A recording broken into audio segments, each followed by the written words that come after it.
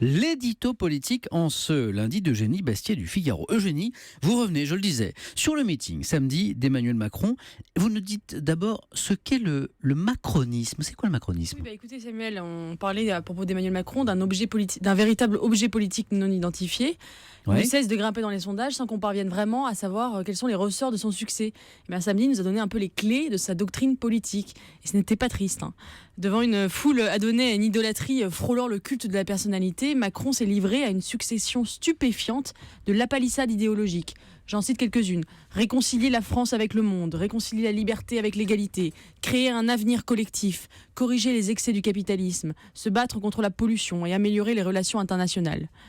Le macronisme, finalement, c'est quoi ? Tout le monde est pour, là. Enfin, oui, tout le monde est pour, on ne peut pas être contre. C'est la politique du truisme, le lieu commun érigé en programme.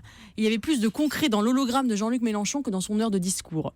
Il est passé maître dans l'art du consensualisme, citant les figures les moins clivantes qui soient de la Ve République. Jacques Chirac, Simone Veil, Michel Rocard. À droite, à gauche. Exactement. Et multipliant les références littéraires attrape-tout, jusqu'à même embrigader Charles Péguy, qui était un anti-moderniste convaincu et qui aurait sans doute vomi le progressisme d'En Marche.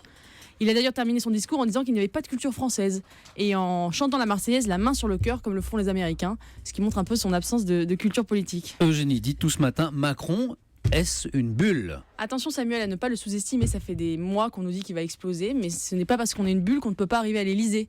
À une époque où on élit Donald Trump à la Maison Blanche, n'importe quel zozo peut arriver au pouvoir. Macron finalement c'est quoi ? C'est le candidat de la post-France et surtout de la post-politique. C'est le télévangéliste du social-libéralisme, le roi thaumaturge des connectés à la mondialisation, le N+1 de l'individualisme triomphant, le visage sans programme d'une modernité sans nostalgie.